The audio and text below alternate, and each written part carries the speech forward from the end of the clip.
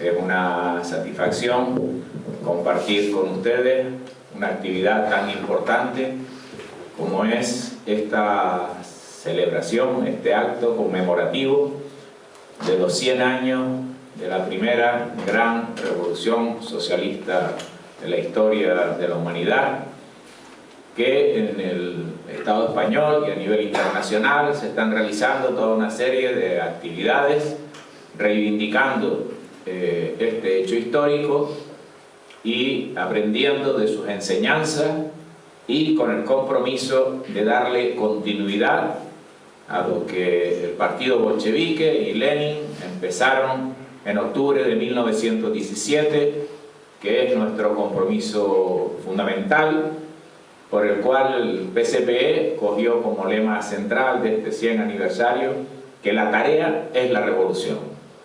Y ese es un elemento fundamental de la concepción de la lucha revolucionaria, del proyecto político, de la comprensión del desarrollo de la lucha de clases y de la necesaria salida superadora a la actual situación internacional en el que el capitalismo, en su fase imperialista más desarrollada, está sometiendo a la humanidad, a la clase obrera, a los pueblos y al mismo planeta a un grado extremo de violencia, de barbarie, que se extiende hasta el último rincón de este planeta Tierra y que ha de concitar un proceso de coordinación revolucionaria internacional, de internacionalismo proletario, de articulación de las luchas de la clase obrera y de todos los pueblos del mundo para dar la respuesta que la humanidad necesita con urgencia, que no es otra cosa que la destrucción del sistema capitalista hasta su propio cimiento y el inicio de la construcción del socialismo como un sistema mundial que acabe con la barbarie y que acabe con la situación de explotación y miseria de la clase obrera internacional.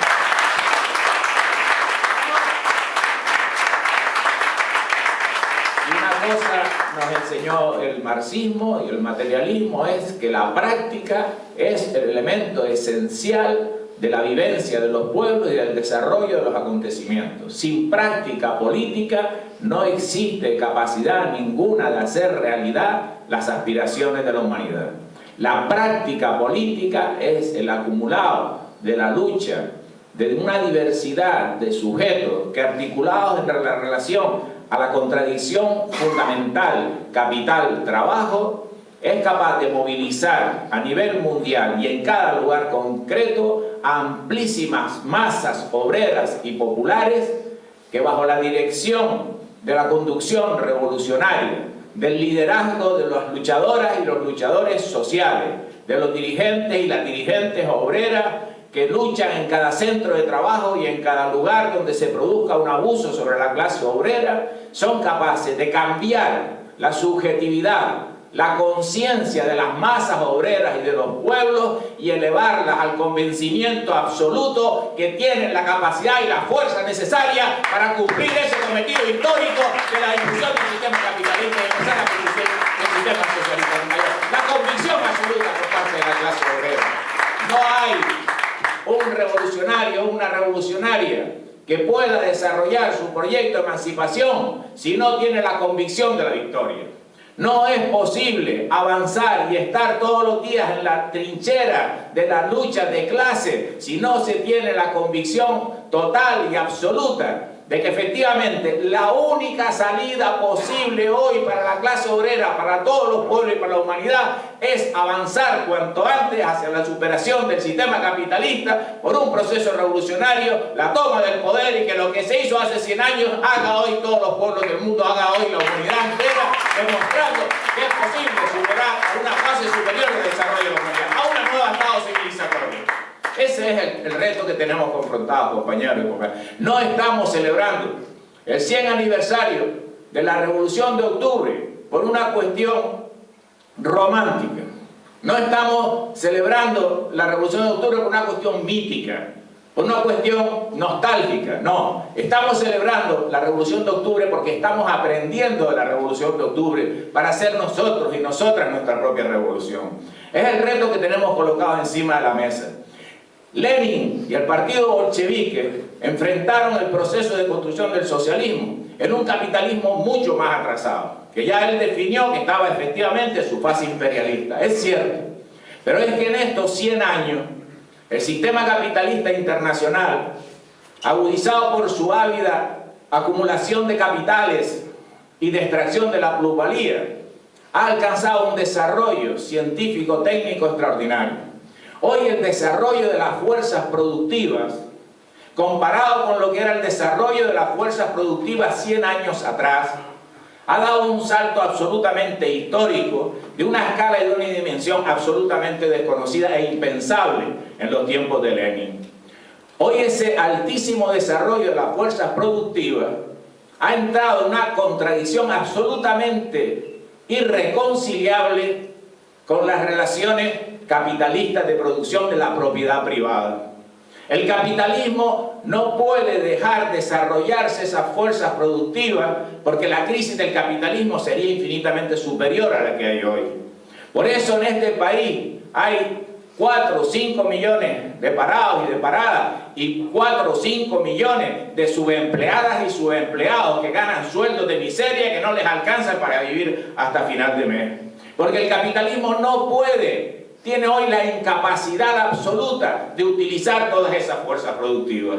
Porque si todas esas fuerzas productivas que hay en el país, si todas esas fuerzas productivas que existen en el mundo entero, se pusieran a producir, si cada trabajador y cada trabajadora fuera aprovechado en el proceso de la producción de mercancías y de servicios en este país, si eso se hiciera con toda la clase obrera internacional, el capitalismo se vería absolutamente desbordado, se vería absolutamente colapsado por ese inmenso aporte de las fuerzas productivas que serían capaces, con esas inmensas capacidades, de satisfacer las necesidades de la humanidad entera. Y solo hay un obstáculo para que esas fuerzas productivas puedan realizar ese importante aporte al desarrollo de la humanidad. Y ese único obstáculo es el sistema capitalista. Enseñarle a la clase obrera, enseñarle a las trabajadoras y a los trabajadores que ese son el grado de desarrollo del sistema capitalista. Explicar, debatir, confrontar, afrontar la lucha ideológica con determinación, con firmeza a la ofensiva, para que los trabajadores del metro, para que las camareras de piso, para que los albañiles, para que los estibadores portuarios, para cualquiera que ustedes quieran poner como ejemplo, entiendan que hoy el capitalismo es eso que estamos explicando. Y que esos trabajadores y esas trabajadoras tienen absolutamente en sus manos la posibilidad de alcanzar su emancipación si se organizan con ese fin. Y ese es un elemento fundamental de la Revolución de Octubre. ¿Por qué fue posible la Revolución de Octubre? En una Rusia zarista, con una inmensa mayoría de la población en régimen feudal de esclavitud campesina, con una Primera Guerra Mundial que era una auténtica carnicería, donde se mataba impunemente a miles y miles de hijos de la clase obrera defendiendo los intereses del zarismo. ¿Por qué en esa situación, donde todavía no había un desarrollo de la clase obrera industrial en la escala que existe hoy, por qué en esa Rusia fue posible hacer la revolución? Porque se comprendió los procesos internos de la lucha revolucionaria, los elementos científicos de las contradicciones dentro del sistema capitalista, las necesidades organizativas que se derivan de ese análisis y el liderazgo, el reconocimiento social de los bolcheviques que luchaban con determinación en defensa de los derechos de la clase obrera, colocando propuestas en favor de la paz, en favor de la tierra, en favor del pan, que el pueblo fue capaz de constituir en sus propias banderas, y reconocido el pueblo y la clase obrera en esa propuesta política, fue capaz de seguir el llamamiento del partido bolchevique para la toma del poder por la clase obrera. Ese es el reto que nosotros tenemos planteado. Nosotros tenemos que tener esa audacia, ese sentido de la lucha política de las masas, del papel del partido de la clase obrera, no como un sujeto ajeno, superior a la clase obrera,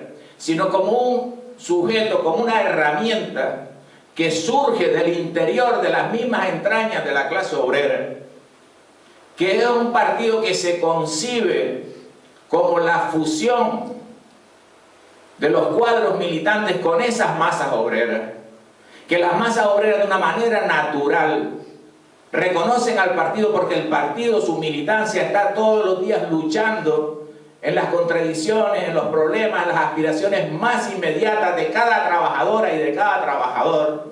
Y si hay un partido comunista que está formado por esos cuadros militantes de la revolución, el pueblo reconoce el liderazgo, la dirección, la orientación y la conducción revolucionaria de ese partido y se levanta, aunque algunos crean que no se levanta nunca, se levanta con todas las fuerzas de manera imparable y destruye cualquier barrera que se le coloque por delante. Esa es la cuestión esencial que tenemos que aprender para hacer la revolución.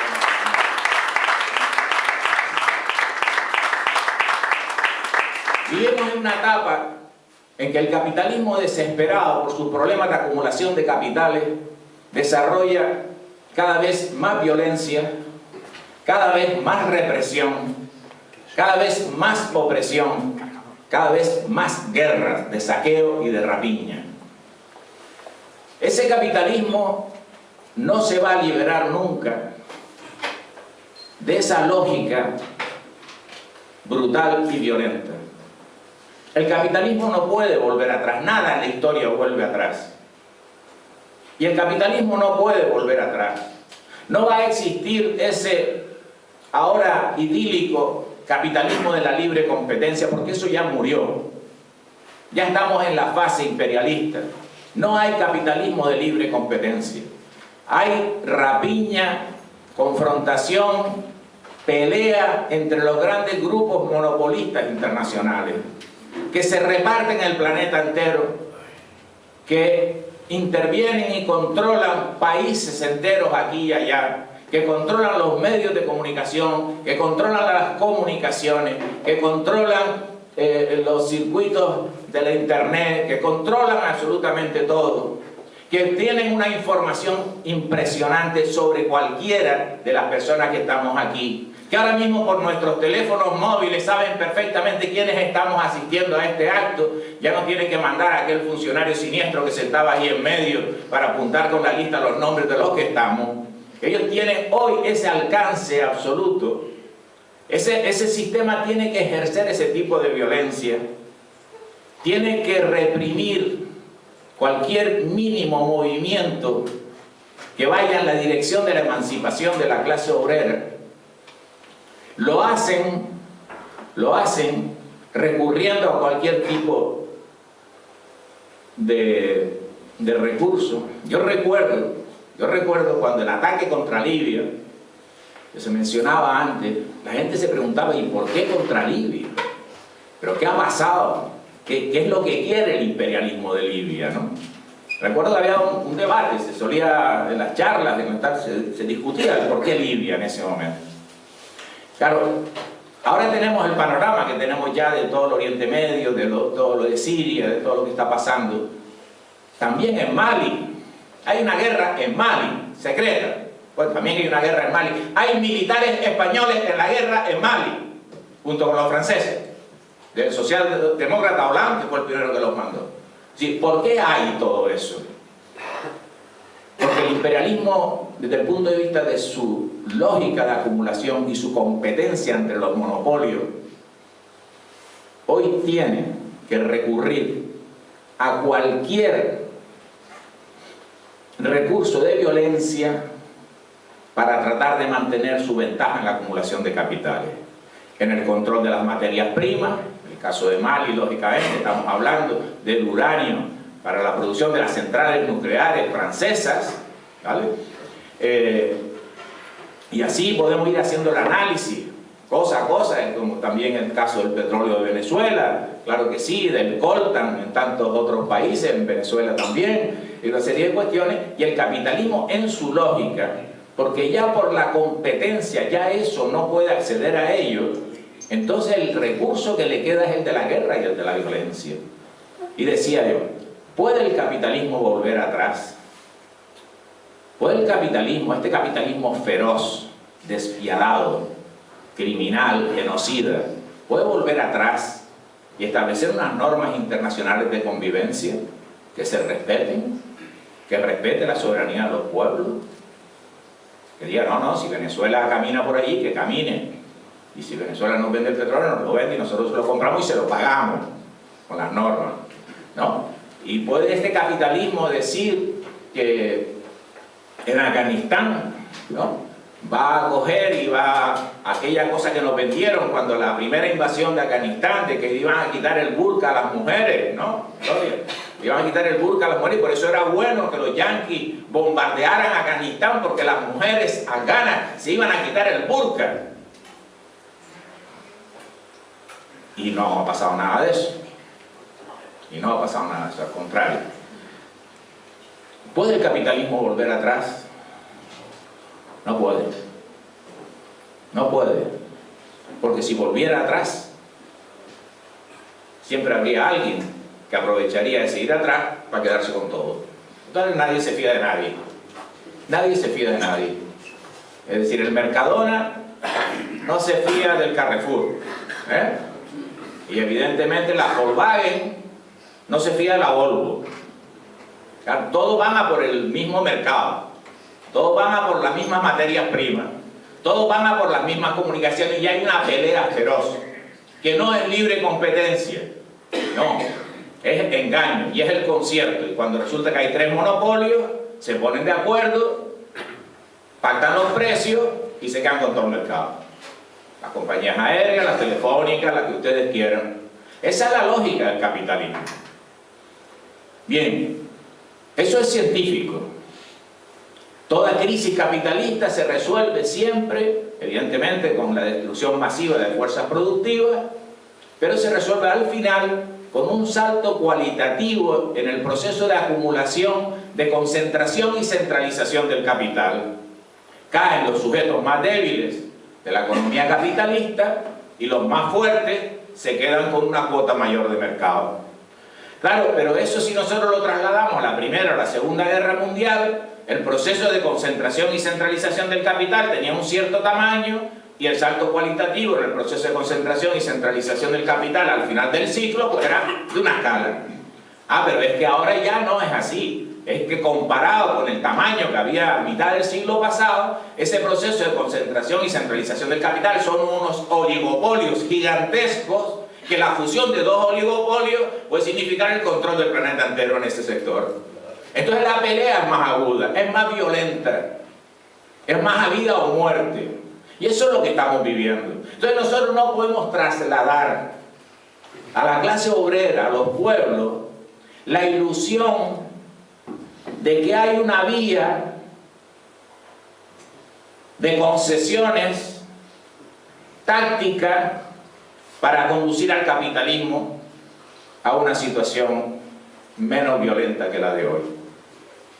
Si nosotros hacemos eso, nosotros estamos ayudando a los capitalistas a seguir engañando a la clase obrera. Nosotros tenemos que tener una enorme claridad y decir que eso no es posible, que el capitalismo va a seguir con esa lógica, que la guerra imperialista va a seguir siendo el elemento central del pillaje para la acumulación capitalista, que el capitalismo no le va a dar la soberanía al pueblo palestino, que el capitalismo no le va a dar la soberanía al pueblo saharaui, que el capitalismo no va a dejar tranquilos a la revolución bolivariana de Venezuela, ni a la revolución cubana, y que por tanto la única posibilidad que tenemos para que esos procesos conquisten sus derechos nacionales y hagan soberanamente sus procesos sociales, es que esos pueblos derroten al sistema capitalista y que el capitalismo se quede arrinconado en el planeta, compañeros. Ese es un elemento central de la lucha ideológica. Y eso es lucha ideológica. Eso es la lucha ideológica que tenemos que hacer todos los días. De cara, de frente. La militancia revolucionaria, los hombres, las mujeres, la juventud, a la ofensiva en el combate ideológico. Claro y directo. Como decía Joan Sureda, como Fidel, explicando las cosas en la evidencia de lo inmediato, en la cercanía de los problemas y las vivencias de la clase obrera y del pueblo. Porque no es un problema de erudición científica, no es un problema de un discurso por encima de las masas, no, es el discurso de las masas, que tiene que ir preñado de una cuestión fundamental en la lucha revolucionaria, que es la ética revolucionaria. Decía el Che que el grado mayor que puede alcanzar la humanidad es el de ser revolucionario. Cuando el Che Guevara decía esta consigna que hemos visto tantas veces por ahí, lo que nos está diciendo es que quien milita por la revolución, quien adquiere el grado de conciencia de asumir el compromiso por la lucha revolucionaria, ya se libera de todo el pensamiento podrido, viejo, corrupto de la sociedad burguesa, empieza a tener una construcción intelectual, espiritual, nacida de los principios de la revolución, y ya pasa a ser un ser superior, un grado superior de desarrollo de la humanidad. Eso es lo que tenemos que ser las revolucionarias y los revolucionarios. Gente que nos libramos de toda esa basura de la sociedad burguesa y que entonces nos constituimos en unos individuos, hombres, mujeres, que ya tenemos un grado superior de desarrollo y por tanto podemos ocupar nuestro lugar en la historia, que es lo que tiene que entender cada hombre y cada mujer, que nosotros lo que tenemos y nosotras lo que tenemos es un lugar en la historia donde nos tocó nacer, en el momento concreto de la lucha de clases en el que nos tocó intervenir, y que lo que tenemos que hacer como revolucionarias y como revolucionarios, como individuos, es intervenir en el momento concreto en el que nos tocó, no en el que nos hubiera gustado, no en el que quisiera alguien darse una mayor importancia o jugar un papel que tuviera un mayor reconocimiento social. No, la condición fundamental de cualquier militante de la revolución es reconocer el momento que le tocó vivir, el punto en que le colocó la historia y cumplir su misión individualmente junto al conjunto del colectivo de la clase obrera de los pueblos, porque eso es lo que nos hace más fuertes y eso es lo que nos permite destruir el capitalismo. Y si no tenemos esa condición, no la construimos.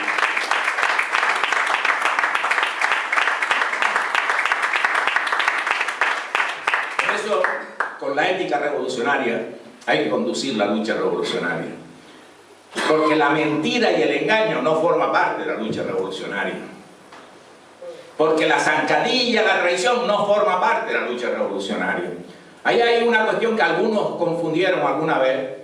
Confundieron el tren de Lenin con el engaño al partido.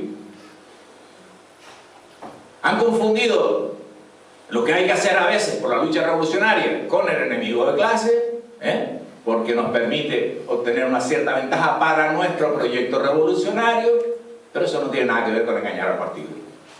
Al partido no se le engaña, y lo decía Lenin, a la clase obrera no se le engaña. ¿Cómo se adquiere reconocimiento con la clase obrera? Cuando se actúa legalmente con la clase obrera, cuando se actúa con la ética revolucionaria. Y entonces cuando, claro, la gente dice, no, pero es que con los comunistas yo me fío. Es que con los comunistas yo voy tranquilo, porque sé lo que me están diciendo es la verdad. Claro, eso es fundamental, compañeros y compañeras. ¿Cómo se nacionaliza la banca? Alguna gente pregunta, bueno, ¿y eso de nacionalizar la banca cómo es? Porque claro, eso suena muy fuerte. Y se explica, es fácil explicar. Si tienes el gobierno, pues mandas por la noche, aunque sea a última hora, una nota al boletín oficial del Estado y dice, con efecto del día de hoy, queda nacionalizada la banca y están intervenidas todas ellas por el Ministerio de Hacienda. Y ya tienen nacionalizada la banca, pues, lo único que hace falta es el poder. Lo que hace falta es el poder, no determinante la lucha revolucionaria. Y eso es lo que no se entiende. Si no tienes el poder no vas a hacer nada. Con un programa electoral no vas a hacer nada, compañeros y compañeras. Tú vas a hacer cuando tú tienes el poder. Lenin decía, lo único importante es el poder. Si no tienes el poder no cambias nada. Por tanto, nosotros vamos a por el poder. Y la lucha es a por el poder. Y si organizamos la lucha por el poder, se lo haremos entender a la clase obrera. Y ahora entonces vamos a venir con toda esa parte de la lucha política. De pasa que la gente no te va a entender. Claro, es que eso va a ser muy radical. Es que eso va a ser muy radical. Es que eso, la gente no. Pues, ahí sabe lo que hay. No hay confianza en la clase obrera. ¿Y sabe lo que no hay? Confianza en el pueblo. ¿Y sabe lo que no hay? Práctica política de lucha de masa. ¿Y sabe lo que no hay? Es fajarse en los problemas de todos los días. ¿Y sabe lo que no hay? Todas esas cosas son las que no hay. Y sin eso no se hace una revolución. Y si tú quieres hacer una revolución, tienes que tener un partido comunista capaz de funcionarse con las masas, capaz de estar en la brega y en los combates y en las trincheras de todos los días. Y en ese fragor de la lucha se eleva el grado de conciencia de las masas y lo que ayer parecía imposible se convierte en lo natural y en lo evidente, en lo de sentido común. Claro, si estamos trabajando y manteniendo todo el país, ¿por qué no vamos a ser los dueños de este país y gobernar este país? Claro que sí, compañeros. Eso es lo que nosotros tenemos que hacer. Ese es el reto que tenemos por el lado. Por eso, la conclusión del 100 aniversario de la Revolución de Octubre es que la tarea hoy es la revolución. Que hoy hay mejores condiciones que nunca en la historia de la humanidad para hacer la revolución. Que hoy el grado de agudización de las contradicciones ha llegado a un límite extremo. Que es la condición del prerequisito que estableció Marx como necesario para que se diera el proceso revolucionario. Pero si ya ese factor se da, el objetivo se da, el subjetivo depende de nosotros, depende de la conducción revolucionaria, depende del partido de vanguardia, depende de la militancia, de los militantes y las militantes de la revolución. El factor subjetivo es la práctica política concreta, la política entendida como una categoría de la práctica. Y si la política es una categoría de la práctica y nosotros la aplicamos en el día a día, todos los días, en los centros de trabajo, en los barrios, en la lucha por el medio ambiente, en la lucha por los derechos de la juventud, en la lucha por los derechos de las mujeres, en la lucha contra la guerra, en la lucha por el desarme, en la lucha de todas las que se nos presenten por delante. Y eso lo convertimos en práctica política, la conciencia de las masas cambia y lo que ayer parecía imposible se convierte hoy en lo razonable y en lo evidente para las masas obreras y populares. Ese elemento, esa confianza revolucionaria, es una herramienta fundamental que la tiene que construir en primer lugar el partido, porque tenemos la responsabilidad, porque hemos constituido un colectivo de mujeres y de hombres que nos hemos comprometido con ese proyecto de la emancipación revolucionaria de la clase obrera. Y por eso la responsabilidad la primera es del partido. Y cuando las cosas no funcionan, el partido tiene que mirar por qué no funciona. Y vamos a trabajar para hacer que funcione. Nosotros somos autocríticos, claro. Todo lo que haga falta para sacar conclusiones en la construcción de la conducción revolucionaria. Ese es el gran reto que tenemos planteado. Y hay una clase obrera en este país, hay unas mujeres obreras en este país y hay una juventud obrera en este país que está necesitando y reclamando urgentemente que ese partido comunista se ponga a la cabeza de la lucha por la construcción socialista y la revolución en este país. Y eso es lo que nosotros queremos hacer con una república socialista de carácter confederal que reconozca el derecho de autodeterminación de los pueblos y que resuelva de una vez por todas la superación de los problemas históricos que en este país la burguesía nunca fue capaz de resolver y que solo puede resolver la clase obrera, porque la clase obrera en su conjunto tiene unos intereses objetivos coincidentes que sobre la base de un proceso histórico es capaz de construir un nuevo proyecto histórico para España. Un nuevo proyecto histórico que evidentemente es un proyecto que nada tiene que ver, que no es un proyecto mejorable de la burguesía, que no tiene nada que ver con la reforma de aquí o de allá.